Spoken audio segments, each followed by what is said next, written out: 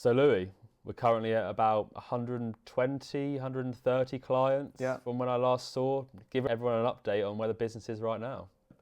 We've seen about 50% growth. It's been very quick, it's been very full on.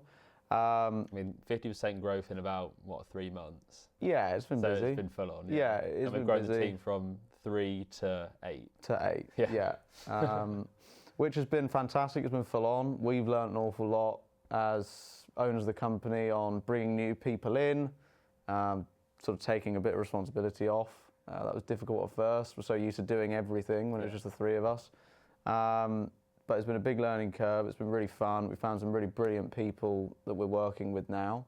For context, the job roles that have gone live that we've hired 2 client success representatives, so helping the client success team manage that group of clients that's obviously grown very quickly, and so we need people to actually look after them and make sure they don't leave.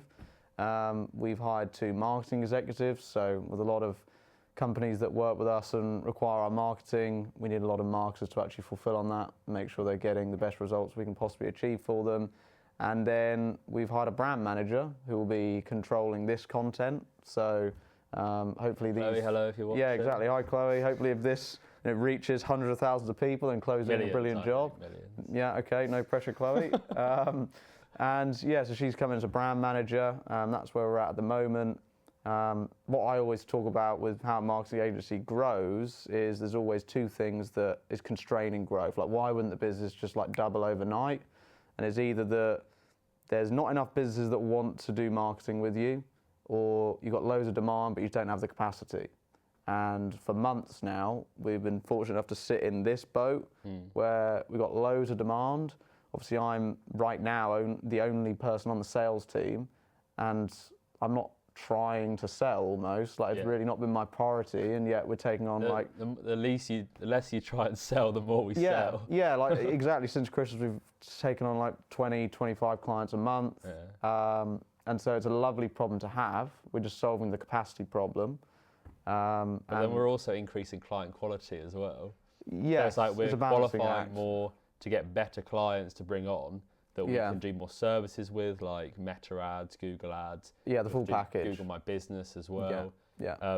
Obviously, we talk about implementing new services like calling the leads for them and things like that. Yeah, there's a lot we could do. But obviously, that's a shiny object syndrome from us. Like, there's so much we can do with our existing setup of just literally like advertising Meta and Google ads.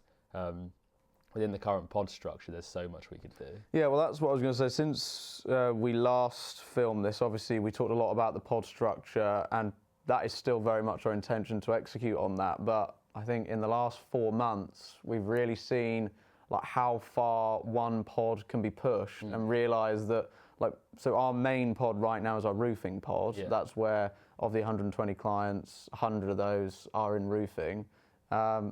And only now we're realising how much further we can even push that roofing pod. Like, we haven't fully built out a pod yet. We've just started basically implementing the Google Ads product as well. Yeah.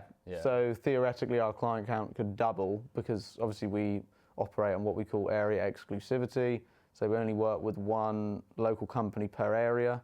They really like that because we're not competing our ads for one company against our ads for another company that we're working with. So that's one of the reasons they really like working with us. And so we are constrained by the map. The UK is not as big as America. Like, there's not actually that many areas, but that's what sort of I think has taken us a bit by surprise, is we look at the map and we think, okay, God, the UK is pretty full now. And then 2 weeks later, we found another 10 roofers to have their own area without encroaching any of our existing clients. And that's just sort of gone on and on and on.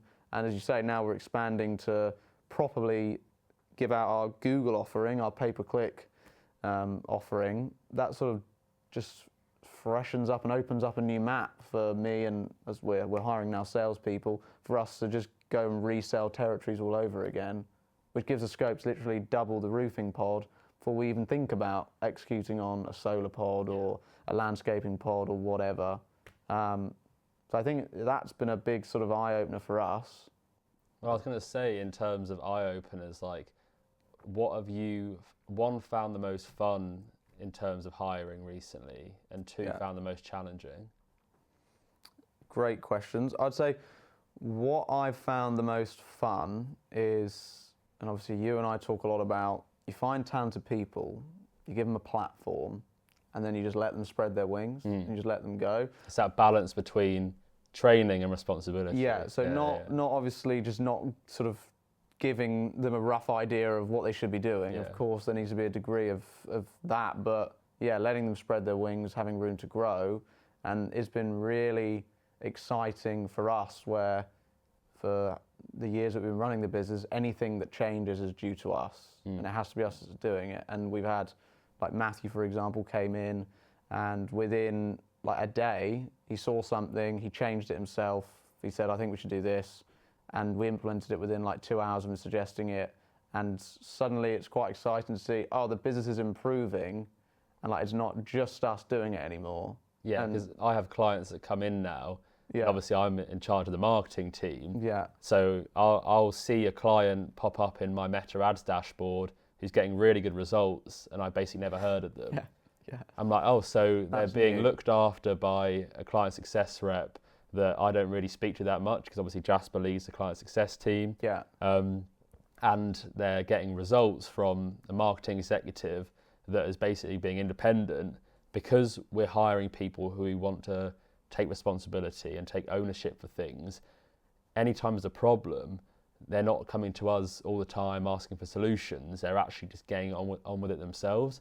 Yeah. And that's what I've really liked about the people that we have hired so far, is the fact that they are so independent. And even Ty, who's basically 19, I think, like really young guy in the marketing team at the moment, doing a really good job, basically because he's put himself out there, works really hard, takes ownership of things, and actually just gets stuff done. Yeah. And I think that's when we hire, because we are going to hire a lot more in this year, that's exactly what we're looking for, is someone that can basically take ownership and take on a lot of responsibility. And it doesn't matter if you're young or if you're old. We just really look for the quality of candidate.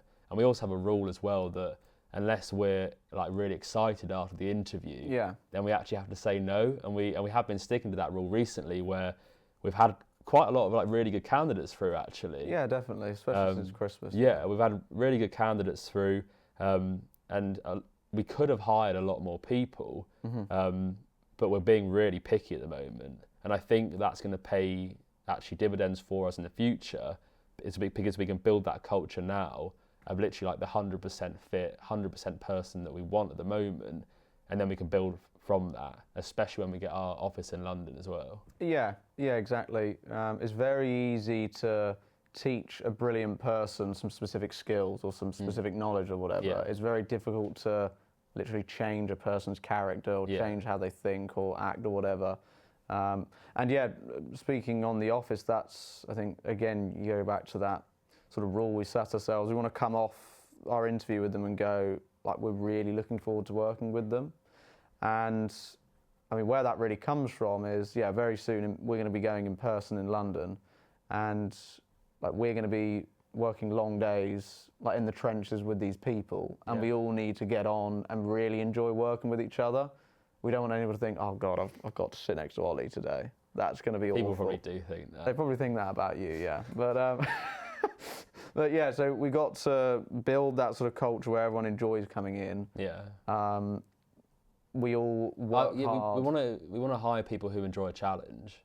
Yeah, and exactly what I was going to say there is also, like, if we all get on really well, and then I read something that you've done, or I go through a bit of an ad that you produce, and I don't think it's great. Like, we need to have the culture where I can go, Ollie, that's not the one. Yeah. Like, you've done some great stuff, but that is not it. Yeah. And like, if you're the sort of person that would really take that to heart, like, this wouldn't be the place for you. Well, there's a reason why we say stuff like that. Yeah. We're not just saying it to have get fun. Someone down. Yeah, exactly. Yeah. There's no need for that, especially as like the owners of the business. There's no need to just cause harm or like cause upset for the sake of it. There's always a reason for it. Yeah. And if people can come in and understand that and be like, oh, well, why else would they tell me that this is bad or this needs to be improved? The reason for it is so that the business can move forward, and so I can move forward with the business. Yeah. Because that's all we're looking for. we're looking for people, because we're such a small company at the moment compared to other marketing agencies that are out there. Yeah. We have such a long way to go. And if people can come in now and actually grow with us, that's the only way we're going to grow, is by the people that we have now growing with us, and then bringing more people in, training them up, and just keeping the system going, really. Yeah, and again, we talk about it a lot, but the reason talented people can come here and grow very quickly is because we give them a lot of exposure very quickly. Yeah. I mean, you mentioned Ty, for example. Like, he hadn't run a live Meta campaign before, and within, I think on his 6th day, like, he was publishing campaigns. Yeah. Which is going to drive real results for real businesses. It's going to make real money. It's going to make our business money, and like, he's come in and very quickly had an impact. And so a lot of, as you say, the slightly larger, more traditional agencies that might be a little bit more corporate, and yeah, maybe they're working on huge campaigns. That's fantastic, and they're great names to perhaps put on your CV that you worked on a Nike advertising campaign, but you didn't actually work on it. Like, you worked on it, but you didn't do anything. Yeah. You know, whereas here, like, Ty can say he's specifically driven X amount of revenue for, let's say, for example, a roofing company. Like, he's literally done that himself. You know, and you can't really replicate that anywhere without actually doing the thing. Like, you just learn through doing the thing. I was also going to say that the reason he could get on those campaigns so quickly is because it's not just the kind of company where you come in and watch a load of videos and then hope for the best and hope that somehow it all goes in. Like, Ty and Chloe and people that have joined the team recently have given me the feedback that it's like they learn the best. And I knew this already, which is why I made them do it. It's like they learn the best when they're actually doing it. So if I'm doing it and showing them, or if I'm making a video and showing them how to do it on the video and saying, I'll just go and watch that, and you know, if you watch this every day for a week, you'll probably learn it. Well, no, I think the best way to learn is basically to show them once and then say, now your turn. Yeah. You can do it, and I'll watch it. And if you mess up anywhere or anything like that, I'll tell you, and then we can just go again. And it's those iterations. So they are getting on live client campaigns very quickly. And the reason for that is because we're not scared of basically letting competent people just get on with it. Yeah. Like, we're not just going to hold their hand and be like, oh my God, like, that's what I mean by letting what if they spread their mess something wings. up? It's like, things get messed up in business all the time. Yeah.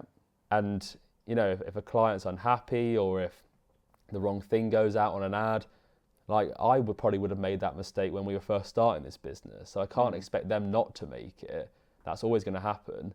But as long as we keep our standards really high and we say, you know, that doesn't happen again, let's move on from that and let's learn from it. Yeah. If people can do that, then, you know, they'll be a really good fit for us. Yeah, and sort of bring the conversation back. I don't want to think we're dodging difficult questions. You asked me what are the biggest challenges we've had since growing quickly and taking on new people. And I think one of the biggest challenges, and we've overcome them, we've certainly got used to it, but because of the type of training and the type of environment that you're talking about there, that we want to give the people that come and work with us, like, a lot of exposure. We want them to give, for example, the marketing team, they have a lot of your time, especially in the first few weeks. You know, you're sat with them all day. I think one of the challenges was us finding that balance of, we've gone from basically only working solo, like you're responsible for your work that you're doing, to suddenly you're responsible for your work. Oh, we literally had like no system. Yeah, and then you have everyone's on top. Yeah. So you've got to teach the new marketers coming through. You've got to quality control what they're doing. You've got to make sure they're getting the right exposure to campaigns and learning materials, as you say, without just saying, "I'll have a video. Go on, watch that for 3 hours." Like, that's not how people really learn. No, not at all. And that's not how we want people to learn here. I think it's so silly to expect people to learn from watching videos. Yeah, you learn by doing the thing. That's never going to happen. Yeah, you learn by doing the thing. So for me, I'll be interested to see if you have any other challenges, but for me, that's probably the biggest challenge I think we've faced is, okay, we've got some really talented people here. This is fantastic. How do we balance not letting the business collapse and still actually doing what we need to do with training them, bringing them up to speed, so that, they can spread their wings. And then we get that sort of gain of, now we have loads more capacity. Now if you're away for a day, the company will actually continue to grow instead of it just fall apart, So that's, I think, probably the biggest challenge that we've faced. I think we've learned an awful lot. I think it's something which I wouldn't consider a huge challenge anymore, but certainly in January. The thing is, like, when we onboard new hires going forward, now we basically know exactly what we want to improve on. I think that's something that we're quite good at, is a lot of ways that business owners get stuck is that they just keep doing the same thing over and over again. And I think we can look at it and say, well, okay, what is the actual logical way to make this better? Okay, right now it's taking us maybe like 3 weeks to a month to actually train someone up. Can we do it quicker? Because that will help them and it will help us. Is there a way we can actually make it quicker and remove things to basically be able to make us way more efficient? Because I've heard people talk about like numbers in HR, where it's like days to fill and things like that, whereas a big number for us is days to train. Yeah, that's a big thing for us, yeah. So I think going forward, like, the theme is how quickly can we train someone up? And if they're a really quick learner, they're really going to enjoy that. Because I would know if I was going into a company to start my career or to carry on my career, then I would love it if they bombarded me with stuff and I was just like, okay, I don't know where to start, but let's do this thing, this thing, this thing. And it's very methodical. And they laid it all out for me, gave me one-to-one. And in that first week, I'm like, right, well, I'm ready now. Yeah. I don't want to feel like I'm being held back by that company. Yeah, no, totally. And again, like you're talking about there in terms of like time to train and how that helps us as a company, that's why we need quick learners. Yeah. As a big core skill of what we would define like a talented person, because all the roles we're doing here, like, they can be taught, but some people it might take 6 months and some people it might take 6 days.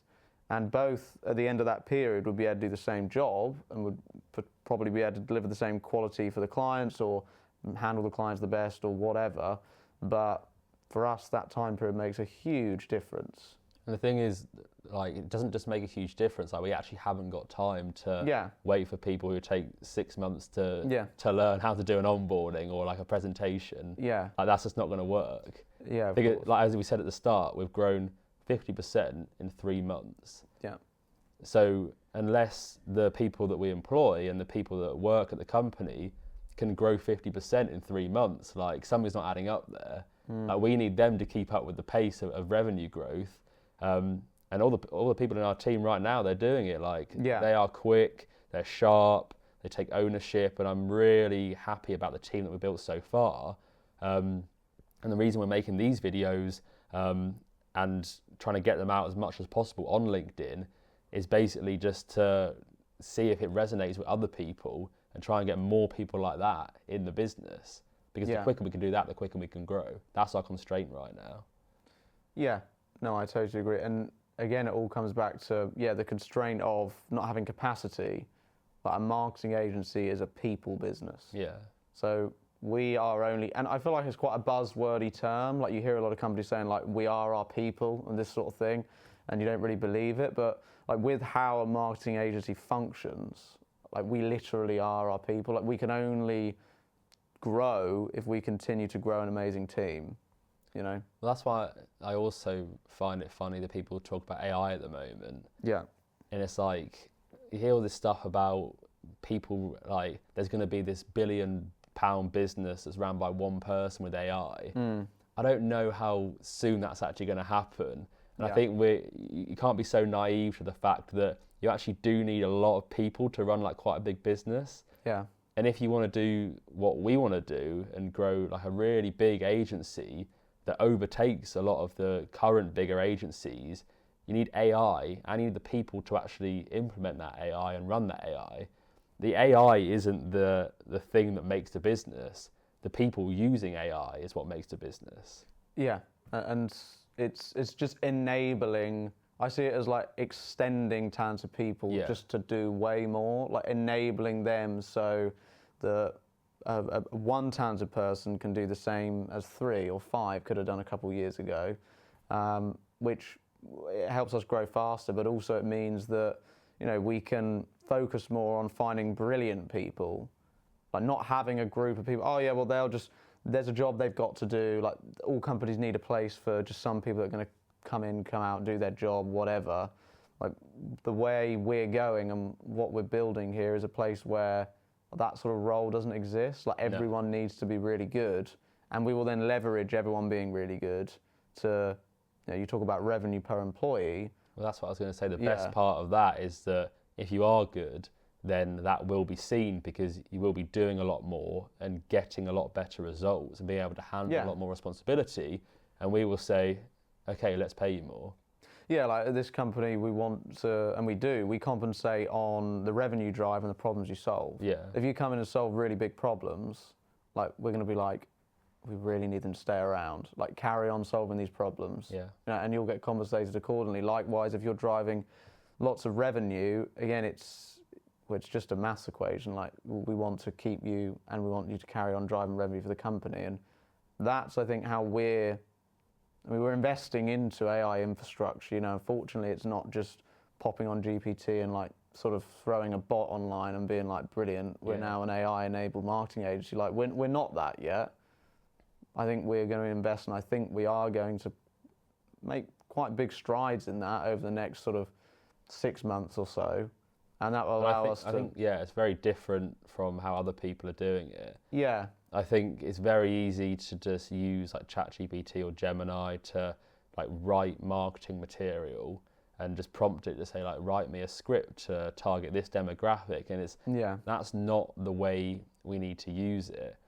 The way we need to use it is to say, okay, well, can it do a process in, 10% of the time, but actually provide results that are like twice as good as a human?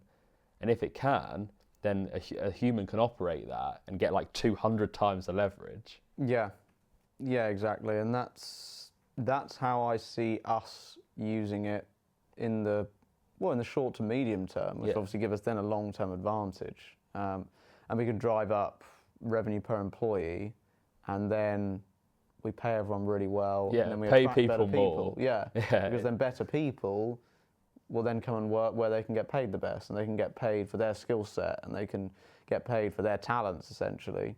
And if we can make it a place where, we can basically extract a lot of revenue out of brilliant people because of the AI we're using, then that'll be a great place for us and for the talented people that work for us. So that will be a great place for everyone to work, and we'll actually be able to grow something.